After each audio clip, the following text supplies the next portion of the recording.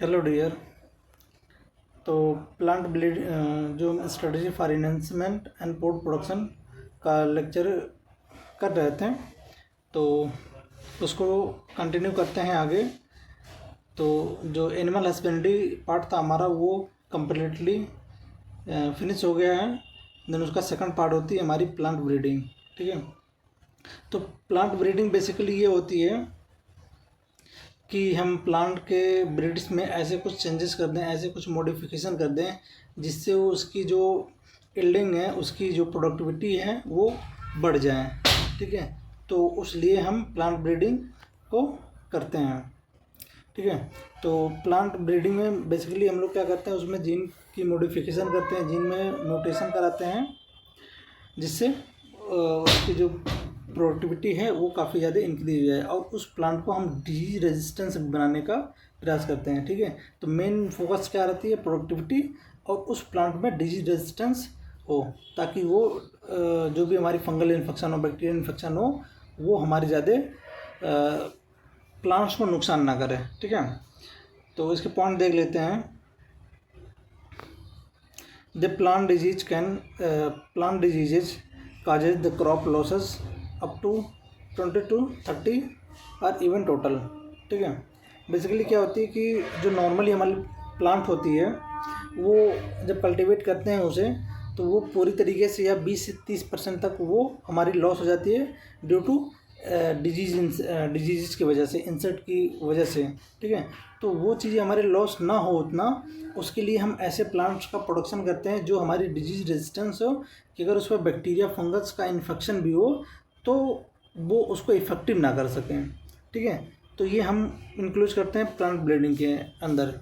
ठीक है, तो हम उस प्लांट के अंदर क्या करना चाहते हैं, वो डिजीज रेजिस्टेंस बनाना चाह रहे हैं कि उस पर डिजीज़ का कोई भी इफेक्ट ना हो। ठीक है, चाहे वो फंगीसाइड्स हो चाहे वो बैक्टीरियोसाइड्स हो। ठीक है, resistance of the host plant is the genetically ability to produce the pathogens from disease. ठीक है, उस प्लांट के अंदर हम जेनेटिकली ऐसे मॉडिफिकेशन कर दें कि वो डिजीज से लड़ने के लिए कैपेबल हो। ठीक है, वो जो हम प्लांट्स बना रहे हैं वो उसके अंदर ऐसी एबिलिटी डेवलप करा दें जिससे वो डिजीज से या पैथोजन से अपने खुद फाइट कर लें। ठीक है, अपने आप को वो सेव कर सकें।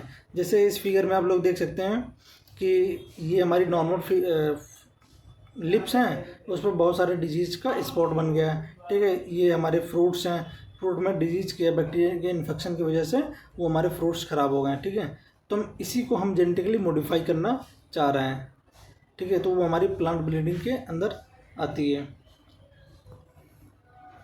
तो प्लांट्स ब्रीडिंग में मेनली कुछ ऐसे डिजीज़ होते हैं जिससे हमारे जो प्लांट्स होते हैं, जो हमारे फ्रूट्स होते हैं, फ्लावर्स होते हैं, वो इन्फेक्टेड होते हैं। जैसे अगर फंगल इन्फेक्शन की बात करें तो रस्ट, जो कि ब्राउन रस्ट होती है वीट में, रेड रॉट शुगर केन में, and let blight of potato. ठीक है, जो हमारी वीट होती है उसमें ब्राउन रस्ट आ जाते हैं जैसे कि आप फिगर में देख सकते हैं, और जो रेड रॉट होती है वो हमारे शुगर केन में होते हैं, जैसे कि यहाँ पे देख सकते हैं कि जब हम गन्ने को छीलते हैं तो गन्ने के अंदर रेड रेड कलर के वो इन्फेक्शन देखने को मिलता है, डिजीज़ देखने को मिलती है। तो बेसिकली इन्हीं सबको हम डिजीज़ टॉलरेंस बनाना चाह रहे हैं, रेजिस्टेंस बनाना चाह रहे हैं कि वो अगर फिर से फंगल का इन्फेक्शन हो तो वो उस पर इफ़ेक्टिव ना हो। ठीक है, अगर बैक्टीरियल देखा जाए तो black rot of the crucifers, viral में देखें टोबैको मोज़ेक वायरस। ठीक है, tobacco mosaic disease, turnip mosaic. ठीक है, इन सब प्लांट्स में क्या है कि वायरल बैक्टीरिया और फंगल का इन्फेक्शन हो रही है जिसकी वजह से वो प्लांट की प्रोडक्टिविटी कम हो जा रही है। ठीक है, तो ये कम ना हो, इसको ये काफ़ी मात्रा में बढ़ जाए, तो इसके लिए हम ऐसे प्लांट्स का प्रोडक्शन करना चाहते हैं। ठीक है, तो इसके लिए हमारे पास दो मेथड्स होते हैं कि प्लांट ब्रीडिंग को इम्प्रूवमेंट करने के लिए, डिजीज टॉलरेंस बनाने के लिए। ठीक है, एक होती है हमारी कन्वेंशनल ब्रीडिंग टेक्निक्स होते हैं एंड दूसरा होती है म्यूटेशन ब्रीडिंग।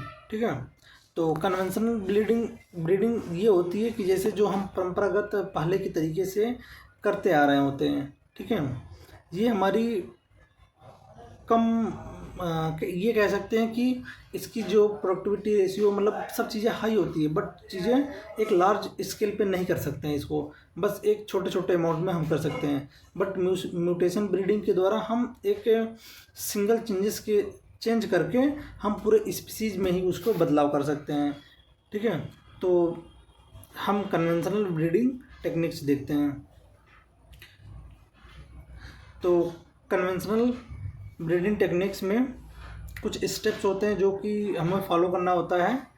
तो पहला क्या होता है कि screening germ plant for the resistant source. ठीक है, हमें उस प्लांट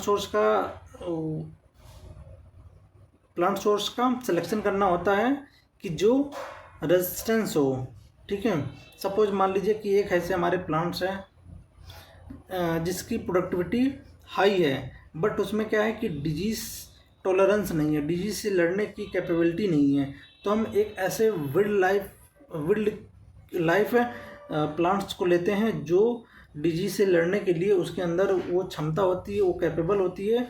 तो उन दोनों को हम फ्यूज करा के उनके अंदर कुछ चेंजेस करके, ठीक है, एक नए प्लांट्स का प्रोडक्शन करते हैं जो कि उसकी प्रोडक्टिविटी भी हाई रहेगी और डिजीज टॉलरेंस भी रहेगी, मतलब डिजीज से लड़ने की कैपेबिलिटी यानी क्षमता भी उसके अंदर डेवलप हो जाएगी।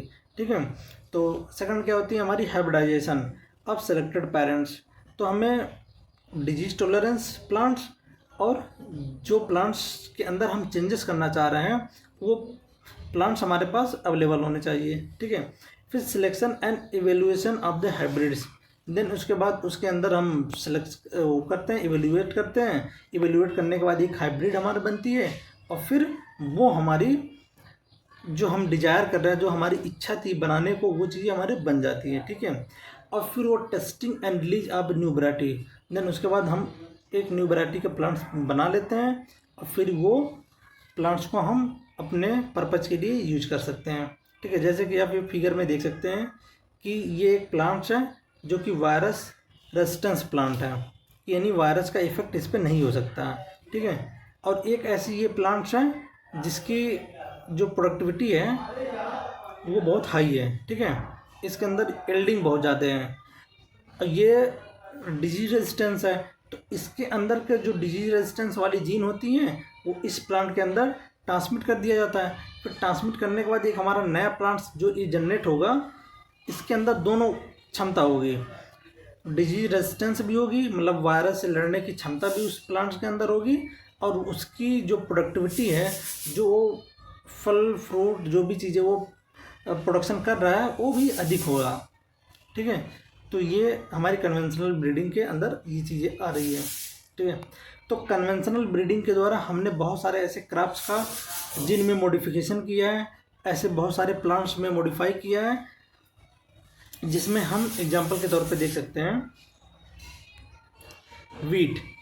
हमने गेहूं में एक नया वैरायटी का डिस्कवरी किया है जो कि हमारी क्या है, हिमगिरी। उस वैरायटी का नाम क्या है, हिमगिरी, जो कि रेजिस्टेंस है जीन, मतलब वो रेजिस्टेंस है डिजीज की प्रति, जैसे लीप स्टाइप रस्ट बिल हिल बंट। ठीक है, ऐसे ऐसे डिजीज से वो रेजिस्टेंस है, जो कि हमारी हिमगिरी है वैरायटी का गेहूँ। ब्रसिका हमारी सरसों जो है, जिसे इसका एक वैरायटी हमने डेवलप किया था पूसा स्वर्णिम करण राई। ठीक है, जो कि वीट रस्ट से हमारी डिजीज रेजिस्टेंस है। अगर वीट रस्ट की बैक्टीरिया, अगर वायरस जो भी चीज़ें हैं, अगर उस ब्रसिका यानी पूसा स्वर्णिम पे अटैक करती है तो वो उसको नुकसान नहीं पहुंचा सकती, क्योंकि उससे लड़ने की उसके अंदर कैपेबिलिटी है, उसके अंदर क्षमता है। ठीक है, तो इसी तरह हमारा जो दूसरा एग्जांपल है कैलीफ्लावर। कैलीफ्लावर का दो हमने डेवलप किया है, एक है पूसा सुब्रा और पूसा स्नोबॉल K1। ठीक है, जो कि रेजिस्टेंस हमारे किसके, black rot and curl blight black rot. ठीक है, एंड नेक्स्ट आती है हमारी काउपी, जब इसकी वैरायटी है पूसा कोमल। ये हमारी रेजिस्टेंस है बैक्टीरिया ब्लाइट से। ठीक है, देन हमारी चिली जो मिर्च होती हैं, मिर्च का भी एक हमने वैरायटी डेवलप किया है जो कि है पूसा सदाबहार।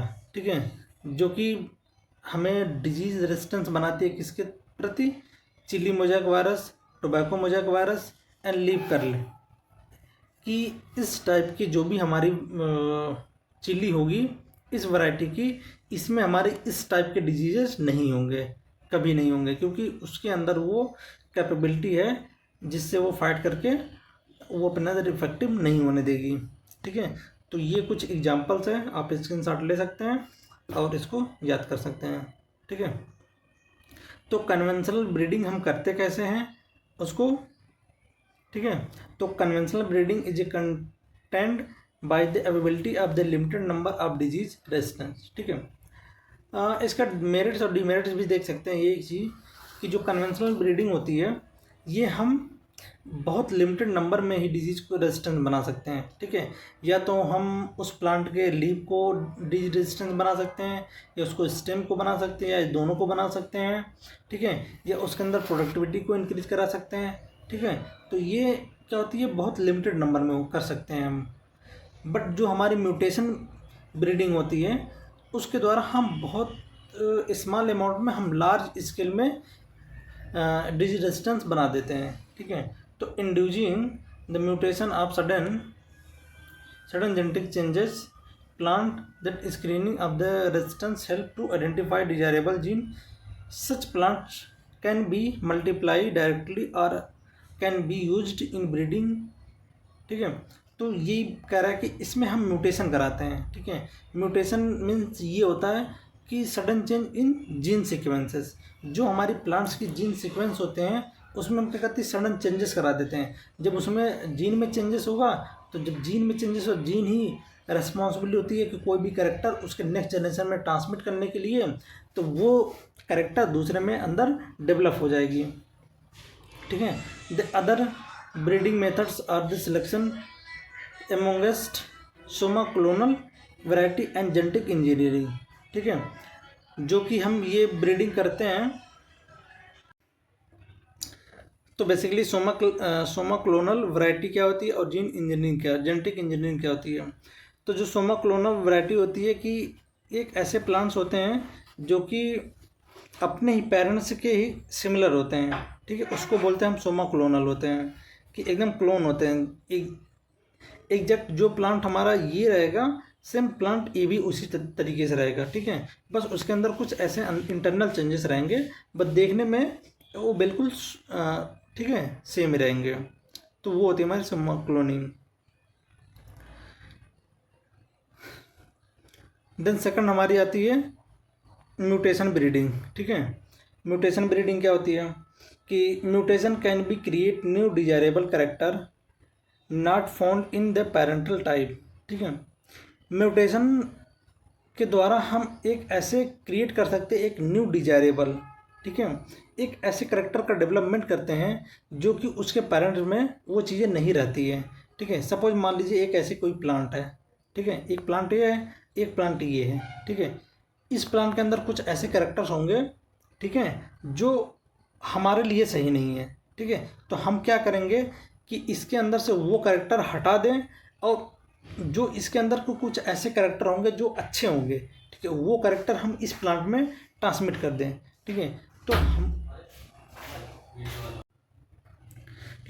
तो हम इस प्लांट के अंदर ट्रांसमिट कर देते हैं। ठीक है, तो ट्रांसमिट करने के बाद हमें वो प्लांट्स मिला जो कि इससे तो सिमिलरिटी खाएगा, लेकिन इसके अंदर जो कैरेक्टर थी वो इस प्लांट के अंदर वो कैरेक्टर नहीं रहेगा, इसके अंदर एक नया कैरेक्टर डेवलप हो जाएगा। ठीक है, जो हमें चाहिए होता है। ठीक है, म्यूटेशन के द्वारा हम यही कराते हैं कि जो उसकी पेरेंट जो पहली बॉडी थी उसके अंदर से कुछ अच्छे कैरेक्टर लेकर दूसरे प्लांट बॉडी के अंदर डाल देते हैं। ठीक है, तो वो हमारी म्यूटेशन के द्वारा ही पॉसिबल हो सकती है। ठीक है, mutation breeding is the breeding by mutation using chemicals और radiation gamma rays to produce plants with desirable characters. Such plants are the selected and multiply directly or such as a source in breeding. ठीक है, जो हम mutation करा रहे हैं, mutation कराने के लिए हमारे पास क्या क्या चीज़ होती है। ठीक है, उसमें हम केमिकल चेंजेस करा दें, रेडिएशन से करा दें जैसे गामा रेज। ठीक है, ये चीज़ें होती है, तो प्लांट्स के अंदर वो डिजायरेबल कैरेक्टर ख़त्म हो जाते हैं या उसके अंदर कुछ चेंजेस हो जाते हैं जो हमको एक नए कैरेक्टर का डेवलपमेंट हो जाती है। ठीक है, जो हमें चाहिए होता है। ठीक है। तो यानी म्यूटेशन कह सकते हैं कि म्यूटेशन किसकी वजह से होती है, तो बोल सकते हैं हम केमिकल की वजह से, हमारी रेडिएशंस की वजह से, जैसे गामा रेज हो जाएगा, कॉस्मिक रेज हो जाएगा, ठीक है, एक्स रेज हो जाएगा, ठीक है। केमिकल्स में बहुत सारे ऐसे केमिकल्स होते हैं, जैसे बेंडाजीन होती है, बेंजाइन होती है, ठीक है। ये ऐसे केमिकल्स होते हैं जिसकी वजह से हमारे क्या होती है कि म्यूटेशन हो जाती है बॉडी में, ठीक है। इसमें देख लेते हैं कि ये एंसेस्ट्रियल क्रॉप्स हैं। एंसेस्ट्रल क्रॉप की मतलब ये बहुत पुराना प्लांट्स हैं, ठीक है। प्लांट्स के अंदर हम जीन के अंदर म्यूटेशन करा दिए, ठीक है। म्यूटेशन कराने के बाद ये म्यूटेशन करा दिए, म्यूटेशन कराने के बाद एक नया जीन का डेवलपमेंट हुआ और फिर उस जीन के अंदर एक स्पेसिफिक कैरेक्टर हो गया, ठीक है। वो स्पेसिफिक कैरेक्टर से एक नया प्लांट्स बन गया और वो प्लांट्स जो है वो उसके अंदर high productivity, high yielding capacity, high disease resistance capability उसके अंदर डेवलप हो गया, ठीक है। तो हमें यही चीज़ें चाहिए होता है, ठीक है। तो ऐसे चीज़ें हम करके हम म्यूटेशन उस प्लांट के अंदर करा के हम नया जीन का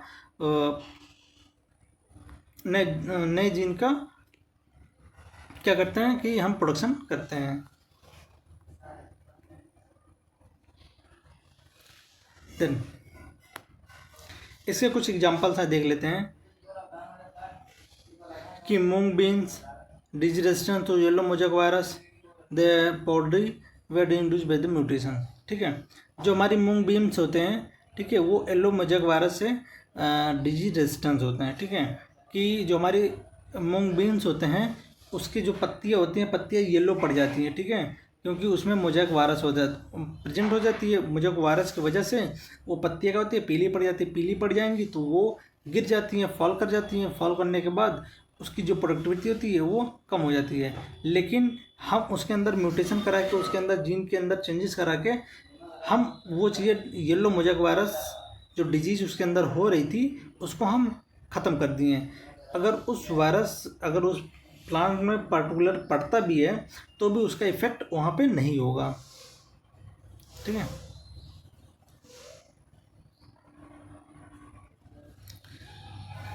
देन म्यूटेशन ब्रीडिंग के अंदर कुछ और पॉइंट्स है, उसको देख लेते हैं। The resistance gene from the wild species have introduce into the high yielding cultivated variety, ठीक है। कि रेजिस्टेंस जीन को क्या करते हैं कि जैसे विल्ड जंगलों की कोई ऐसी स्पीसीज हो जाए, ठीक है, जो कि डिजीज से रेजिस्टेंस, उसकी मतलब डिजीज से बचने की क्षमता या डिजीज़ को अपने अंदर साने की क्षमता उसके अंदर बहुत अधिक है, ठीक है।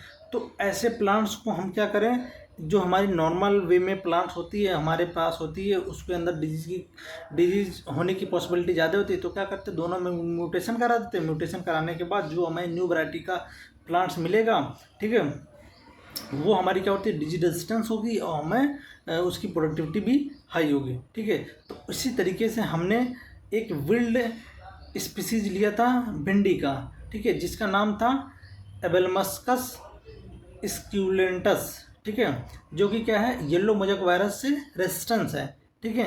तो इसको हमने ट्रांसफ़र कर दिया ए स्क्यूलेंटस, जिसको हम परमानी क्रांति बोलते हैं, ठीक है। परमानी क्रांति जिसको बोलते हैं, इन दोनों को यानी जैसे कह सकते हैं कि ये जंगल की भिंडी थी, ठीक है, ये हमारी नॉर्मल वे की भिंडी थी। तो इसके अंदर डिजीज से लड़ने की क्षमता ज़्यादा थी, तो इसके अंदर का वो जीन निकाल के हम इस भिंडी के अंदर ट्रांसफ़र कर दिए। और फिर ट्रांसफ़र करने के बाद ये जो भिंडी बनी हमारी, ये भिंडी डिजीज से लड़ने की कैपेबिलिटी, क्षमता इसके अंदर अधिक हो गया, ठीक है, जिससे ये जो येलो मोजैक वायरस इसके ऊपर अटैक कर देता था, इसकी फसल को पूरी तरीके से बर्बाद कर देता था, वो अब नहीं कर पाएगा, ठीक है, क्योंकि ये अब डिजीज रेजिस्टेंस हो गई, डिजीज से लड़ने की क्षमता इसके अंदर डेवलप हो गई, ठीक है। तो प्लांट ब्रीडिंग के अंदर हम लोग देखते हैं कि इसको हम डिजीज रेजिस्टेंस बना रहे हैं, किसके थ्रू बना रहे हैं, किसके प्रति बना रहे हैं, क्योंकि इंसेक्ट पेस्ट के प्रति बना रहे हैं। बेसिकली होता क्या है कि जब हम कल्टीवेटेड करते हैं, क्रॉप का प्रोडक्शन करते हैं, ठीक है, तो क्या होता है कि जो हमारे इंसेक्ट होते हैं वो पूरी फसल को मतलब नुकसान कर देते हैं, पूरी फसल को खा देते हैं, ख़त्म कर देते हैं, ठीक है। तो हमको जो मिलता है बहुत कम मिल जाता है। तो हम लोग क्या करना चाहें कि प्रोडक्टिविटी हमको अधिक मिले, ठीक है, उस प्लांट के अंदर जो भी हम कल्टीवेट किए हैं, ठीक है, वो डिजीज रेजिस्टेंस बने, ठीक है, उसके अंदर डिजीज की या इंसेक्ट उस पर अटैक करे तो उसका कोई इफेक्ट ना पड़े, ठीक है। तो उसके लिए हमने कुछ ऐसे प्लांट्स का प्रोडक्शन किया जो कि क्या है, वो इंसेक्ट पेस्ट रेजिस्टेंस है, ठीक है। तो वो प्लांट्स के अंदर हम क्या क्या चेंजेस कर सकते हैं उसके मॉर्फोलॉजी में, ठीक है, उसके मॉर्फोलॉजी में चेंजेस कर सकते हैं, उसके बायोकेमिकल में चेंजेस कर सकते हैं, उसके फिजियोलॉजिकल में चेंजेस कर सकते हैं, जिसके द्वारा वो हमारी इस जो क्रॉप होती है वो इंसेक्ट के प्रति रेजिस्टेंस हो जाए, ठीक है। जैसे हेयरी लीव्स हो गए, उसके हेयर्स लीव्स जो होते हैं वो हेयर लाइक स्ट्रक्चर हो जाएगा, ठीक है। जैसे कि जेसिस in cotton and cereals leaf beetles in wheat, ठीक है। वीट होते हैं हमारे, कॉटन्स होते हैं, ठीक है, वो हम हेयर लाइक स्ट्रक्चर हो जाता है तो उसमें क्या होता है, इंसेक्ट होगी अगर उसमें जाके टैप हो जाएंगी, जब टैप हो जाएगी तो उसको ज़्यादा इन्फेक्ट नहीं कर पाएगा, ठीक है। तो ऐसे करके हम उसके अंदर चेंजेस कर सकते हैं। सॉलिड स्टेम इन वीट करते हैं जिसमें non performance by this stem Sophie, ठीक है। Smooth lips and nectar less cotton variety do not attract bollworm, ठीक है। उसके अंदर स्मूथ लिप्स कर देते हैं, नेक्टर लेस कर देते हैं कि जैसे देखिए बोलवर्म एक हमारे इंसेक्ट होते हैं, ठीक है। ये क्या कहते हैं, जो हमारी स्मूथ लिप्स होते हैं, ठीक है, वो उसके अंदर अट्रैक्ट होते हैं, ठीक है। जो हमारे फ्लावर्स होते हैं, फ्लावर्स के अंदर जो फ्रूट्स होते हैं, फ्रूट के ऊपर फ्लावर्स होते हैं, ठीक है, वो फ्लावर्स क्या होते हैं, बुलीवर्म को अट्रैक्ट करते हैं, ठीक है। तो हम क्या करते हैं, उस नेक्टर के अंदर ही चेंजेस कर देते हैं, नेक्टर को काट देते हैं जहाँ से वो स्मेल आती है, ठीक है, फ्लावर की। तो जब स्मेल आएगी नहीं तो जो हमारी इंसेक्ट है वो उसके अंदर स्मेल जाएगी नहीं, तो स्मेल नहीं जाएगा तो पर्टिकुलर पार्ट पर वहाँ मतलब वहाँ आ नहीं पाएगा, ठीक है। तो उसको नेक्टर लेस कर देते हैं, उसके नेक्टर को हम कट कर देते हैं, ठीक है।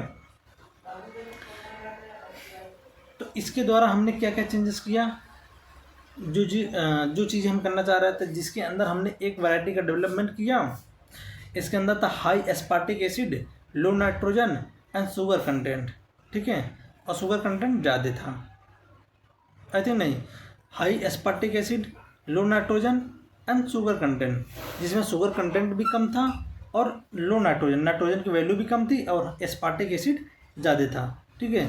जो कि मेज में ये डिजीज रेजिस्टेंस थी किसके, स्टीम बोरर के, ठीक है। स्टीम बोरर एक इंसेक्ट होते हैं, इसके प्रति मेज में रेजिस्टेंस थी डिजीज़ के लिए। और जब ये हमने बना लिया मेज में तो उसमें एस्पार्टिक एसिड बढ़ गया, नाइट्रोजन कम हो गया और शुगर कंटेंट कम हो गया, ठीक है, जो हमें चाहिए था, ठीक है। तो plant breeding for development resistance to insect pest के लिए हमारे पास कुछ ऐसे वैरायटी हैं क्रॉप्स के जो कि इंसेक्ट के प्रति रेजिस्टेंस है, ठीक है। तो जो पहला हमारा क्रॉप है ब्रेस्का रेपिस्ट मस्टर्ड, ठीक है। तो इसकी जो एक नई वैरायटी है पूसा गौरव, ठीक है। ये इंसेक्ट ये जो रेजिस्टेंस है ओफिड्स एक हमारी इंसेक्ट होती है, ठीक है। ये जब हमारे इस वैरायटी के सरसों के प्लांट पे जब जाएगा तो उस पर कोई इफेक्ट नहीं पड़ेगा, ठीक है। तो दूसरा हमारी ये फ्लैट बीन जिसका दो वैरायटी है, पूसा सेम 2, पूसा सेम 3, ठीक है, जो कि इंसेक्ट हमारी है जेसिस एफिड्स एंड फ्रूट बोरर, ठीक है। और थर्ड है हमारा ओकरा जिसका भिंडी होते हैं, पूसा स्वानी, पूसा A4, ठीक है, जो कि रेजिस्टेंस है इंसेक्ट के प्रति सूट एंड फ्रूट बोरर, ठीक है। तो ये कुछ फिगर्स हैं जिसको आप देख सकते हैं और कि कैसे हमारी ये रेजिस्टेंस है और कैसे हमारी प्रोडक्टिविटी इतनी इंक्रीज हो पा रही है, ठीक है। तो प्लांट ब्रीडिंग के अंदर देखते हैं कि जो हमारी फूड की क्वालिटी है वो कैसे इम्प्रूव हो सकती है,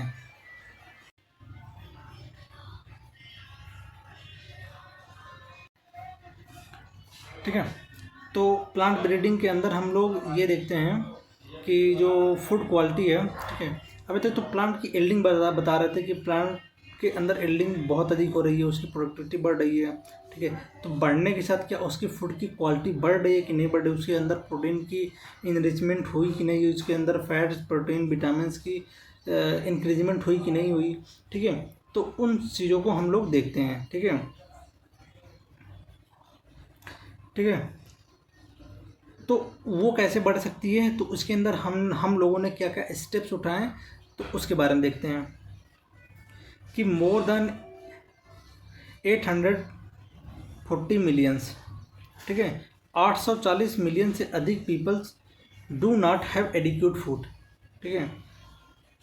ये एक बहुत शर्मनाक डाटा है कि इतने प्रोडक्टिविटी, इतनी अधिक कल्टीवेशन, इत्यादि हर चीज़ें करने के बावजूद भी लगभग 840 मिलियन से अधिक लोग क्या कहते हैं पर्याप्त मात्रा में फूड्स नहीं ले पाते हैं, ठीक है, भोजन नहीं मिल पाता है। 3 billion people suffer from the micronutrients, protein, vitamin deficiency, ठीक है। 3 बिलियन लोग लगभग वो सफ़र करते हैं जिनको प्रोटीन, विटामिन्स की डिफिशिएंसी है, उनको उस कंटेंट की भोजन नहीं मिल पाते हैं।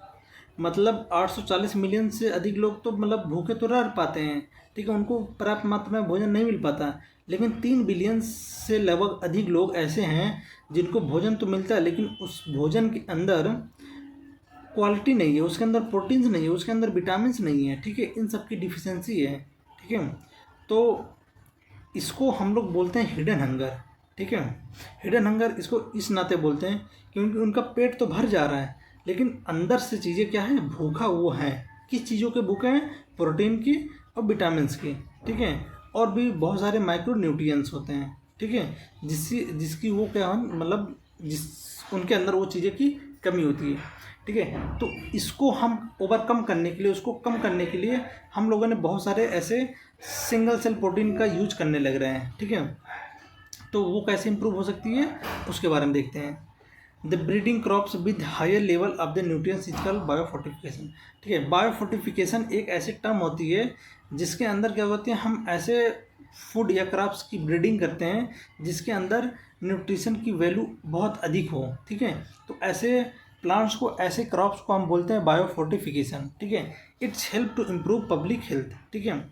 इससे क्या होगी, अगर हमारे फूड्स में न्यूट्रिशन की वैल्यू अधिक होगी तो हमारी जो हेल्थ होगी वो अच्छे से रहेगी, ठीक है, हमारी हेल्थ खराब नहीं होगी, ठीक है। प्लांट ब्रीडिंग के अंदर हमारे कुछ मेन ऑब्जेक्टिव होते हैं, ठीक है, कि हमारी न्यूट्रिशन वैल्यू होती है, उसकी क्वालिटी कैसे बढ़ सकती है, तो उसके लिए हमारे पास क्या क्या चीज़ें होनी चाहिए, ठीक है, या हमारी क्या ऑब्जेक्टिव है कि हम इसको क्यों बढ़ाना चाह रहे हैं। To improve protein content and quality, ठीक है, हम उस पार्टिकुलर यील्डिंग में जो हमारी प्रोडक्टिविटी बहुत अधिक हो रही है उसके अंदर हम प्रोटीन की कंटेंट की क्वालिटी बढ़ाना चाह रहे हैं, ठीक है, एक काम। दूसरा, उसके अंदर ऑयल कंटेंट अधिक हो, उस क्वालिटी उसकी अच्छी हो।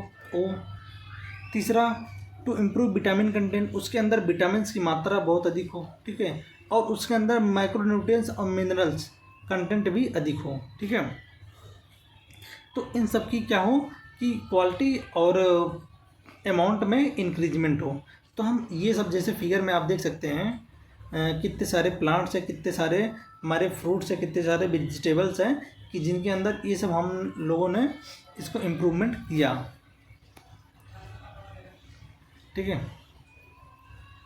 तो प्लांट ब्रीडिंग की फूड क्वालिटी को इंक्रीज करने के लिए हम लोगों ने बहुत सारे ऐसे चीज़ों का बनाया, जैसे कि जब मेज की हाइब्रिड बनाया, मेज की हाइब्रिड जिसमें बनाया, इसमें अमीनो एसिड की क्या लाइसिन और ट्रिप्टोफैन कंपेयर टू जिसमें मेज वैरायटी, ठीक है। हम इसको लाइसिन और ट्रिप्टोफैन की इंक्रीजमेंट 2 गुना करके हमने मेज की हाइब्रिड बनाया, ठीक है। वीट की एक वैरायटी बनाया एटलस 66, ठीक है, जिसके अंदर प्रोटीन की कंटेंट बहुत अधिक है। यानी गेहूं की हमने एक ऐसी स्पीसीज बनाई, एक ऐसी प्रजाति बनाई जिसका नाम है एटलस 66, ठीक है, जिसके अंदर प्रोटीन की कंटेंट बहुत अधिक है। RN45 राइस वैरायटी बनाए, हमने एक ऐसे चावल का प्रोडक्शन किया जिसके अंदर आयरन की कंटेंट बहुत अधिक है, ठीक है।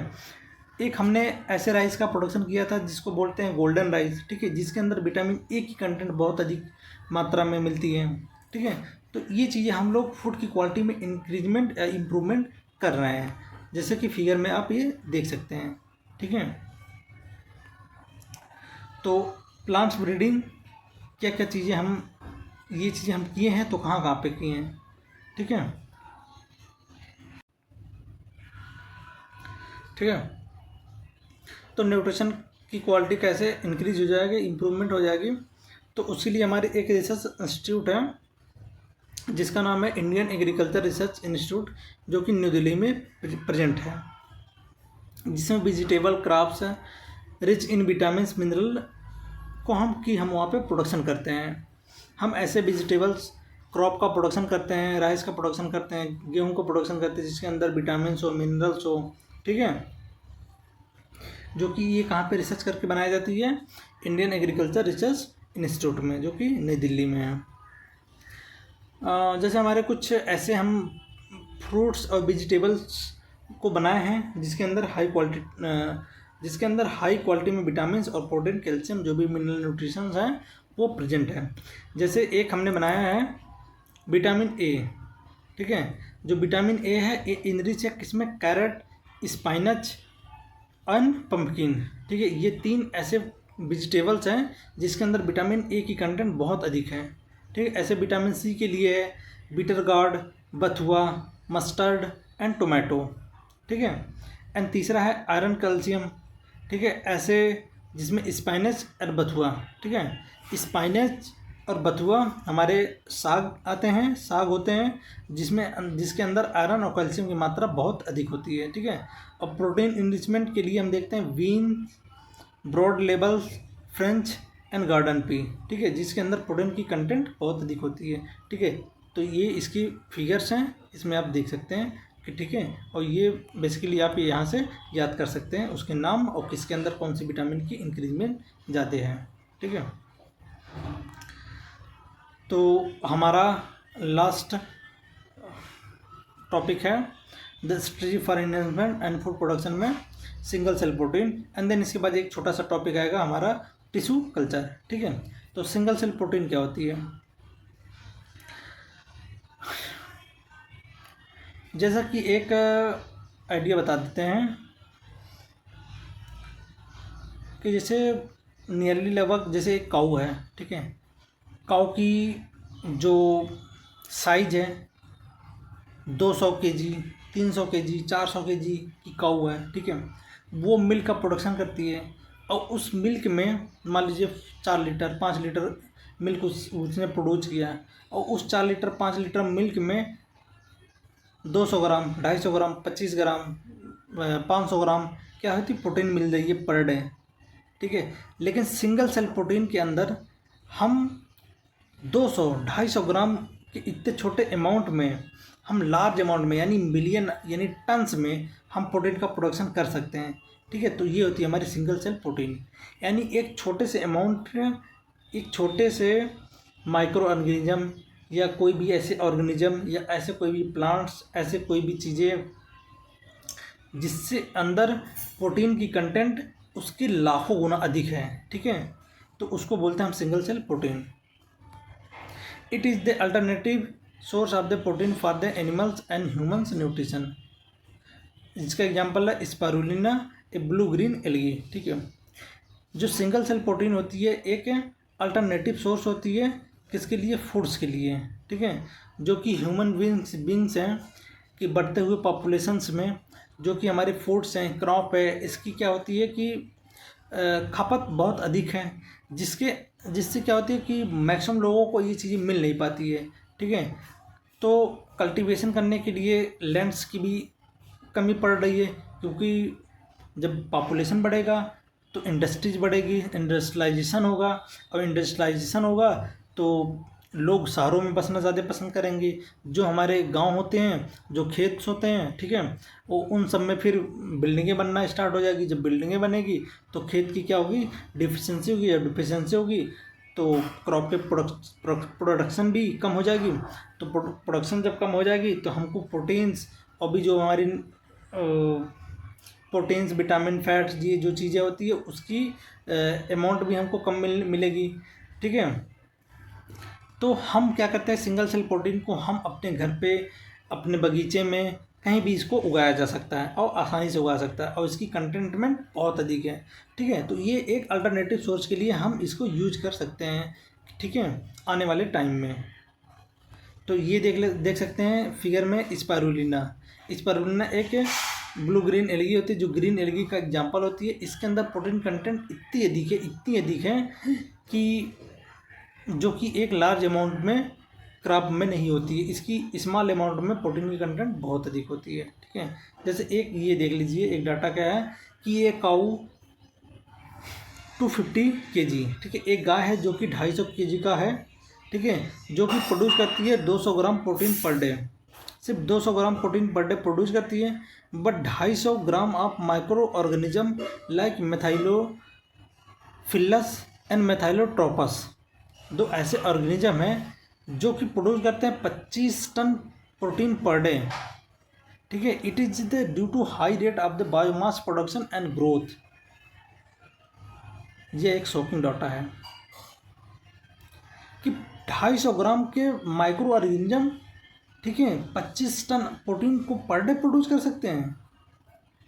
ठीक है, तो ये होती है सिंगल सेल प्रोटीन की वैल्यू। ठीक है, सिंगल सेल प्रोटीन के अंदर हम क्या पढ़ा है, स्पाइरुलिना। तो स्पाइरुलिना में अंदर क्या क्या चीज़ें हैं वो देख लेते हैं। It is rich in protein, minerals, fat, carbohydrates, vitamin. ठीक है, everything is present in spirulina. ठीक है, it is grow on the materials like the waste water from potato processing plant, starch, molasses, animals, manure and sewages. ठीक है, जो spirulina होती है हमारी गंदे पानी, ठीक है, हमारी जो पोटैटो प्रोसेसिंग होती है, ठीक है, उसके छिलके उलके होते हैं, जो भी हमारी वेस्ट प्रोडक्ट होती है, जो भी हमारी डोमेस्टिक प्रोडक्ट होती है, जो वेस्टेज हो जाती है, वो जब किसी कचड़े वचड़े में पड़ जाती है, किसी ऐसे पर्टिकुलर स्थान पर रह जाती है, ठीक है, तो वहाँ पे स्पाइरुलिना का प्रोडक्शन होता है। ठीक है, कचड़े में, नाले में, ठीक है, सीवेज में, यहाँ पे इसका प्रोडक्शन होता है। ठीक है, जिसके अंदर प्रोटीन की कंटेंट तो बहुत अधिक है। It is also reduce the environmental pollution. ठीक है, जो स्पाइरुलिना होती है ये क्या कहती है, इन्वायरमेंट के अंदर पॉल्यूशन को भी रिड्यूस कर देती है। ठीक है, ये ठीक है, देन आगे देख लेते हैं। तो ये है हमारी स्पाइरुलिना। ठीक है, स्पाइरुलिना को हम टेबलेट के फॉर्म में भी यूज कर सकते हैं। ठीक है, हम उसको पेस्ट के फॉर्म में भी यूज कर सकते हैं। ठीक है, तो हम उसको डिफरेंट टाइप के फॉर्म में हम उसको यूज कर सकते हैं। उसको हम कम फूड्स में हाई प्रोटीन वैल्यू कैसे ले सकते हैं, तो उसके लिए हम लोगों ने ये चीज़ें प्रयास किया बनाने को। ठीक है, देन हमारा लास्ट टॉपिक है इस चैप्टर का, टिश्यू कल्चर। ठीक है, टिश्यू कल्चर क्या होती है कि प्लांट्स के अंदर हम जो चेंजेस कर रहे हैं उसके अंदर उसके जर्म प्लाज्म, ठीक है, उसके जर्म प्लाज्म में, उसके डीएनए में जो भी चेंजेस कर रहे हैं, चेंज करने के बाद एक नए प्लांट्स का फॉर्मेशन कर रहे हैं या प्रोडक्शन कर रहे हैं, तो वही होती है हमारी टिश्यू कल्चर। यानी टिश्यू के अंदर चेंजेस करके हम एक नए ऑर्गेनिज्म का प्रोडक्शन कर रहे हैं। तो देख लेते हैं इसके बारे में कि tissue culture A techniques of the grooming plants tissue organ in the sterile culture media under control aseptic condition. ठीक है, कि टिश्यू कल्चर एक ऐसी टेक्निक होती है जिसमें प्लांट्स की टिश्यू और ऑर्गन को एक स्टेराइल कंटेनर में रख के उसकी कल्चरिंग करते हैं, उसकी प्रोडक्शन करते हैं। ठीक है, और इसी में एक टर्मोलॉजी आती है टोटीपोटेंसी। ठीक है, टोटीपोटेंसी एक कह सकते हैं कि एक ऐसी टर्मोलॉजी होती है कि प्लांट्स का वो कोई ऐसा स्मॉलेस्ट पार्ट जिससे उसी पार्ट से वो रीजनरेट करके एक नया बॉडी का फॉर्मेशन कर ले, उसी को बोलते हैं हम टोटीपोटेंसी। ठीक है, यानी एबिलिटी ऑफ द प्लांट्स का वो पार्ट है। यानी सपोज ये कोई प्लांट्स है, ठीक है, इस प्लांट के अंदर ये कोई ऐसा पर्टिकुलर चीज़ हो, ठीक है, जीन्स हो, कुछ भी चीज़ें हो जिसके अंदर कैपेबिलिटी हो कि एक नए प्लांट्स का फॉर्मेशन करा सकें। ठीक है, तो उसी को बोलते हैं टोटीपोटेंसी। ठीक है, the ability to generate a whole body from any cell example is called totipotency. ठीक है, and explain it is any part of the plants that is grow in a test tube under stall nutrition media. ठीक है, हम क्या करते हैं कि ऐसे एक टेस्ट ट्यूब ले लेते हैं, टेस्ट ट्यूब के अंदर वो भी जो भी प्लांट्स को न्यूट्रिशन मीडिया यानी न्यूट्रिशन की रिक्वायरमेंट होती है वो उसके अंदर रख देते हैं, जो भी वाटर की रिक्वायरमेंट होती है वो रख देते हैं, और वो एक स्ट्रायल होती है, उसमें कोई भी बैक्टीरिया फंगल वायरस का इन्फेक्शन नहीं होता है। ठीक है, तो इन्फेक्शन नहीं होता है, तो ऐसे क्या करते हैं कि फिर हम वहाँ पे उस प्लांट की जनरेशन करते हैं, उसको फॉर्मेशन करते हैं। The nutrition medium must be provide a carbon source such as the sucrose, inorganic salt, vitamin, amino acid and growth regulators. ठीक है, ठीक है, तो उस प्लांट्स के उस जो भी हमारे जार होते हैं, जार के अंदर हम कार्बनिक सोर्स रख देते हैं, जिससे न्यूट्रिशन जो भी है such as sucrose, inorganic salt, vitamin, amino acids. ठीक है, जो कि उस प्लांट को ग्रोथ करने के लिए रिस्पॉन्सिबल होते हैं। ठीक है, ऑक्सीजन और साइटोकिनिन होती है जो कि हमारी प्लांट हार्मोन्स होती हैं। ठीक है, इन सब के भाई इंक्रीजमेंट हम कराते हैं। टिश्यू कल्चर कैसे करते हैं इसको देख लेते हैं। ठीक है, इसमें दो टर्मिनोलॉजी है, एक माइक्रो प्रोपेगेशन और सोमाक्लोन। ठीक है, पहले इसको देख लेते हैं। तो माइक्रो प्रोपेगेशन ये होती है कि थाउजेंड्स ऑफ द प्लांट्स को हम कम टाइम में, मतलब हज़ारों प्लांट्स को कम टाइम में हम किसी मेथड के द्वारा यानी टिश्यू कल्चर के द्वारा हम उसको प्रोडक्शन कर रहे होते हैं या कर लेते हैं, तो उसी को बोलते हैं हम माइक्रो प्रोपेगेशन। ठीक है, एक ऐसा मेथड जिसके द्वारा कम समय में मतलब हज़ारों प्लांट्स का प्रोडक्शन करना इज कॉल्ड माइक्रो प्रोपेगेशन। ठीक है, सोमोक्लोन की किसी प्लांट के अंदर ऐसे जेनेटिकली मॉडिफाई कर दें, ठीक है, जिससे वो प्लांट्स अपने जो पेरेंट्स होते हैं, जो पहले पेरेंट्स होते हैं उससे सिमिलरिटी रखें। ठीक है, उसी को बोलते हैं सोमाक्लोन। उसी के आइडेंटिकल है, दोनों प्लांट्स एक ही दूसरे के सेम दिखे, पर दोनों में कुछ इंटरनली डिफरेंट हो। मॉर्फोलॉजी तो सेम रहेगा पर इंटरनली डिफरेंट है, जिसका एग्जांपल है tomato, banana, Apple produce by this method. इस मेथड के द्वारा हमने दो तीन चीज़ें बनाया, जैसे टोमेटो हो गया, बनाना हो गया और एप्पल्स हो गया। ठीक है, टिश्यू कल्चर करते कैसे हैं इसको देख लेते हैं। कि हम सपोज एक कैरेट ले लेते हैं। ठीक है, फिर कैरेट को क्या करते हैं, उसके जो टैप रूट होती है उसको वॉश कर देते हैं, उसको ख़त्म कर देते हैं, फिर उसको दो तीन पीसों में कट कर लेते हैं। ठीक है, कट करने के बाद उसको जो कार्क बोर होती है उसमें कहते हैं इंसर्ट कर देते हैं। इंसर्ट करने के बाद उसको कट कर देते हैं और उसको पीसेस पार्ट में डिवाइड कर लेते हैं। ठीक है, और उसको पेटी डिश में रख देते हैं। जो पेटी डिश होती है हमारी, उस न्यूट्रिशन वैल्यू होती है, उसमें न्यूट्रिशन प्रेजेंट होती है। ठीक है, वो जब न्यूट्रिशन वो पर्टिकुलर प्लांट उसको एब्जॉर्ब करेगा, ठीक है, उसके अंदर, तो वो क्या होती है, सेल का फार्मूला, मतलब क्या कहते हैं, सेलस फार्म हो जाती है, उसके अंदर सेलस का फार्मेशन हो जाती है। ठीक है, लगभग 4 to 6 वीक में सेलस का फार्मेशन हो जाती है। जब सेलस का फार्मेशन हो जाती है तो उसको क्या कहते हैं, ट्रांसफ़र कर देते हैं टू रूट डेवलपमेंट मीडिया में। ठीक है, हम एक ऐसे मीडियम में ट्रांसफ़र कर देते हैं उसको जहाँ पर उसके रूट्स का डेवलपमेंट होने लगती है। ठीक है, जब वो रूट का डेवलपमेंट हो जाती है तो उसको ट्रांसफ़र कर देते हैं सॉइल में। ठीक है, सॉइल में ट्रांसफ़र कर देते हैं। जब सॉइल में ट्रांसफ़र कर देते हैं फिर उसी के अंदर हमारे एक नए क्या कहते हैं, एक नए प्लांट्स का फॉर्मेशन हो जाता है। ठीक है, तो ये हम करते हैं टिश्यू कल्चर के द्वारा। ठीक है, तो एक मैच्योर प्लांट का फॉर्मेशन आती है, जो कि हमारी अगर कैरेट रहेगी तो कैरेट होगा, जो जिस टाइप की प्लांट रहेगी वो हमारा प्लांट्स बन के रेडी हो जाएगा। ठीक है, तो ये फिगर में आप देख सकते हैं यहाँ पे। ठीक है, तो इसको आप जूम आउट करके स्क्रीनशॉट ले सकते हैं, इसको देख सकते हैं। तो ये कुछ ऐसे प्लांट्स हैं जिसके अंदर हमने टिश्यू कल्चर के द्वारा प्रोसेसिंग करके इन चीज़ों का प्रोडक्शन किया है। तो टिश्यू कल्चर बेसिकली यही है। ठीक है, टिश्यू कल्चर को करने के लिए ये हमारे कुछ ऐसे स्टेप्स होते हैं जिसके द्वारा हमको गुजरना पड़ता है।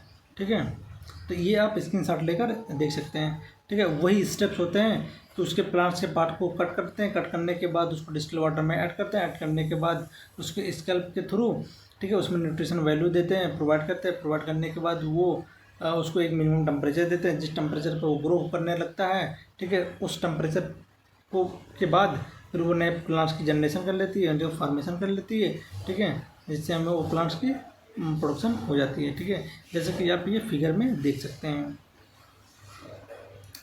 ठीक है। The tissue culture is also used for the recovering healthy plants from the disease plant, इसको बोलते हैं meristem. The meristem is the free of the virus from infected plant, it remove and grow its vitro to obtain virus free plant, ठीक है। Tissue culture के द्वारा क्या करते हैं कि हम किसी ऐसे डिजीज वाले प्लांट्स का सिलेक्शन करते हैं, ठीक है। सपोज हमें एक ऐसे ये प्लांट्स है, ठीक है, एक ऐसे ये प्लांट है,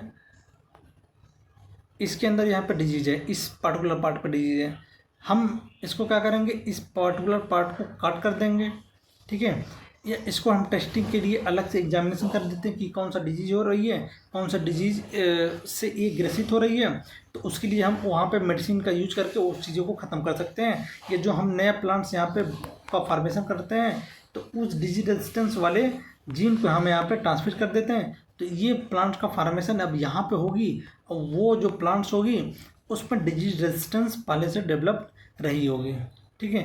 तो वही होती है कि जिसको हम बोलते हैं मेरिस्टम बोलते हैं, ठीक है। The scientist have cultured meristem of banana, sugar cane, potato, ठीक है। साइंटिस्ट ने अभी तक ये चीज़ें बना लिया है, बनाना, शुगर केन एंड पोटैटो को, ठीक है, जो कि क्या है, डिजीज रेजिस्टेंस है। तो टिश्यू कल्चर का फोर्थ लास्ट स्टेप से यही है, यानी इस चैप्टर का भी लास्ट पॉइंट यही है, सोमैटिक हाइब्रिडाइजेशन, ठीक है। सोमैटिक हाइब्रिडाइजेशन क्या है? सोमैटिक हाइब्रिडाइजेशन एक सक्सेसफुल भी रहा और अनसक्सेसफुल भी रहा, कुछ चीज़ों के लिए सक्सेसफुल रहा, कुछ चीज़ों के लिए अनसक्सेसफुल रहा, ठीक है। बेसिकली इसमें क्या करते हैं, इसमें प्रोटोप्लाज्म का फ्यूजन कराते हैं, तो ये इसको पॉइंट देख लेते हैं। It is the fusion of the protoplasm from the two different variety of the plant with desirable character to get hybrid protoplasm, ठीक है। तो अभी तक हम लोगों ने क्या करा था कि सेम स्पीसीज के अंदर उसके अंदर चेंजेस करके एक नए प्लांट्स का डेवलपमेंट करते थे, लेकिन सोमैटिक हाइब्रिडाइजेशन के अंदर क्या होती है कि डिफरेंट वैरायटी के प्लांट्स को उसके अंदर उसके प्रोटोप्लाज्म को फ्यूज करा के, ठीक है, उसके अंदर एक हाइब्रिड प्लांट्स का फॉर्मेशन करना चाह रहे थे, ठीक है। तो ये चीज़ें कैसे सक्सेस हुआ, किससे अनसक्सेस हुआ, इसके बारे में देख लेते हैं। तो it can be grow from a new plants called the somatic hybridization. तो इस टाइप से जो भी प्लांट्स का हम प्रोडक्शन करते हैं उसको बोलते हैं हम सोमैटिक हाइब्रिडाइजेशन, ठीक है। तो आगे पॉइंट देख लेते हैं। The protoplasm can be isolated after the digesting the cell wall of the plant cell, ठीक है। तो प्रोटोप्लाज्म को आइसोलेट कर लेते हैं, ठीक है। जब जैसे क्या होती है कि जो हमारी प्लांट्स होती है, प्लांट्स की जो बनी होती है वो हमारी सेलवाल की बनी होती है, सेलवाल उसके प्रोटेक्टिव लेयर्स होते हैं, ठीक है। तो उस प्रोटेक्टिव लेयर के डीजनरेट होने के बाद, ठीक है, वो ख़त्म होने के बाद उसके अंदर प्रोटोप्लाज्म बच जाते हैं, तो प्रोटोप्लाज्म को निकाल लेते हैं और उससे एक नए प्लांट का फॉर्मेशन करते हैं, ठीक है। तो इसमें ये कुछ एग्जांपल्स है, इसको देख लेते हैं कैसे करते हैं, ठीक है। ये सपोज हमारी एक प्लांट्स है, ये प्लांट्स है, तो प्लांट्स के अंदर जब सेल वॉल डिजेनरेट हो जाएगी, ख़त्म हो जाएगी, तो उसके अंदर क्या बचेगा, हमारा सेल कंपोनेंट बचेगा, जिसको बोलते हैं हम प्रोटोप्लाज्म, ठीक है। उस प्रोटोप्लाज्म को हम पेट्री डिस्क में रखेंगे, ठीक है, जहाँ पे न्यूट्रिशन की वैल्यू होगी, न्यूट्रिशन अधिक होगी, मात्रा होगी, ठीक है। फिर वहाँ से क्या करते हैं, उसको फ्यूजन कराते हैं प्रोटोप्लाज्म में, ठीक है। फिर वो अपने अंदर रेप्लिकेट करेगा, अपने अंदर की म्यूटेशन कराएगा, अपने अंदर के कुछ चेंजेस कराएगा, उसके अंदर हार्मोन्स का डेवलपमेंट होगा, ठीक है, जिससे क्या होगा, एक सोमैटिक सेल हाइब्रिड बनेगा, ठीक है। जब सोमैटिक सेल हाइब्रिड बनेगा, फिर इसमें डिफ्रेंशिएट होगा, सेल में डिवीजन होगा, सेल में डिवीजन होने के बाद हमारे वो प्लांट्स का प्रोडक्ट होगा, तो प्लांट्स हमारा बन जाएगा, ठीक है। जो वो प्लांट्स बनेगा वो क्या होगा कि वो हमारा हाइब्रिड्स होगा, ठीक है। तो इसी तरीके से हम लोग करने के लिए एक प्लांट्स पे टेस्टिंग किए थे। सोमैटिक हाइब्रिडाइजेशन का एग्जांपल है जिसको बोलते हैं हम टोमेटो, ठीक है। इसके एग्जांपल में हमने क्या लिया कि protoplasm of the tomato and protoplasm of the potato, कि हमने ये देखा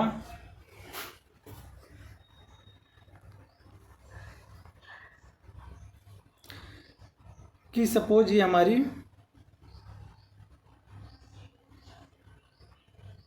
पोटैटो है, ठीक है। तो पोटैटो जो होता है हमारे, ये हमारी सपोज लैंड्स होती है, तो लैंड्स के अंदर ही, रूट्स के अंदर हमारे, यानी ज़मीन के अंदर हमारे पोटैटो होते हैं, ठीक है। और जो टोमेटो होता है वो ज़मीन के ऊपर होता है, ठीक है। तो हम लोगों ने ये सोचा कि क्यों ना एक ही ऐसा प्लांट का डेवलपमेंट करें जिसके ऊपर टोमेटो लगे, ठीक है, और उसके उसी के जड़ के नीचे हमारा पोटैटो लगे, ठीक है। तो हम इसको कराने के लिए सोमेटिक हाइब्रिडाइजेशन का यूज करके हम इसको टेस्टिंग करना चाह रहे थे, ठीक है। तो हम लोगों ने क्या किया कि इसका प्रोटोप्लाज्म टोमेटो प्लस इसका प्रोटोप्लाज्म पोटैटो प्लस इसका प्रोटोप्लाज्म लिए और उसको फ्यूज करा के हम एक नए वैरायटी का प्रोडक्शन किए जिसका नाम था पोमैटो, ठीक है। जिसमें पोमैटो और टोमेटो मिलके जो शब्द बना उसको बोलते हैं पोमैटो, ठीक है। This hybridization plant can be characterized as tomato and pomato but it has no all desired character for the commercial utilization. तो इससे क्या हुआ कि वो हम जो डिजायर करेक्टर हम उसमें ढूंढ रहे थे वो चीज़ें हमको मिला नहीं, ठीक है। वो चीज़ें सक्सेस हुआ नहीं। देखो इंसान है, पता नहीं क्या क्या चीज़ें करना चाह रहा था, क्या क्या चीज़ें करना चाहता है कि टोमेटो पोटैटो सब एक ही मिले, सब्जी बनाना हो, ठीक है, एक ही पेड़ से टोमेटो पोटैटो दोनों लाओ, बनाओ, खाओ, ठीक है। तो इसमें कुछ ऐसे एग्जांपल्स हैं जिसको आप देख सकते हैं, ठीक है। जैसे एप्पल है, एप्पल के हम अंदर हमने ऑरेंज को इंट्रोड्यूस कराया, ठीक है। तो ये हमारी टोमेटो और पोटैटो का एग्जांपल्स है, तो ये सब हमको देख सकते हैं, ठीक है। यानी दो डिफरेंट वैरायटी के प्लांट्स, यानी इसको देख सकते हैं। जो सोमैटिक हाइब्रिडाइजेशन है इसमें दो डिफरेंट वैरायटी के प्लांट्स को हम लेकर उसके प्रोटोप्लाज्म को फ्यूज करा के एक नए प्लांट्स का फार्मेशन कराते हैं, ठीक है। जो कि हमारी एग्जांपल है सोमैटिक हाइब्रिडाइजेशन का, जिसका एक मेन एग्जांपल है टोमेटो, ठीक है।